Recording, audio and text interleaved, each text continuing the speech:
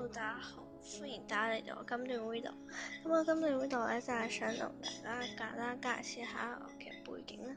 咁咧首先呢個就係一隻畢業公仔嚟嘅，咁就係呢隻啦。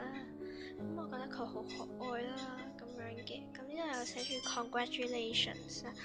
咁咧都好靚啦。咁件衫可以除落嚟嘅呢度。就係咁啦，咁佢條尾都好可愛啊！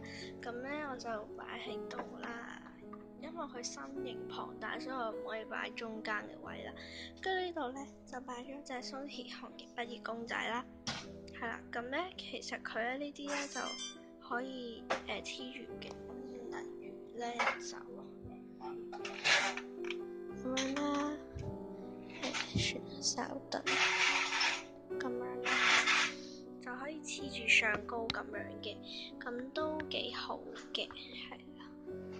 我褪前啲部 cam 先，就係咁啦。跟住咧，呢度就擺咗本卡簿嘅，就 Hello Kitty 啊。咁之後可以擺180張卡嘅，咁如果你商業擺就可以擺360張。跟住就會有呢個啦。咁呢個就係 For You 嘅樽嚟嘅，咁錯嗰少少污糟啦。咁玻璃樽嚟嘅，咁入邊咧就有啲嘢啊，都幾靚嘅，攞嚟做裝飾。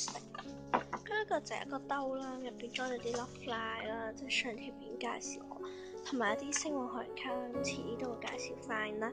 跟住就係一隻蛋黃哥嘅公仔啦，都好 cute 啦，擺到。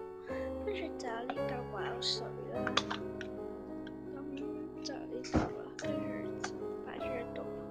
然後呢嚿又係鬼口水嚟嘅，不過3嚿都係好差嘅鬼口水啦，就覺得都唔係好好玩嗰隻，都係好硬。咁就係咁，呢個就係我個背影啦。咁呢個我自己綠茶汁就因為我啱啱飲完嘅，咁冇晒嘅，咁就係咁啦。希望大家會中意呢個 video，拜拜。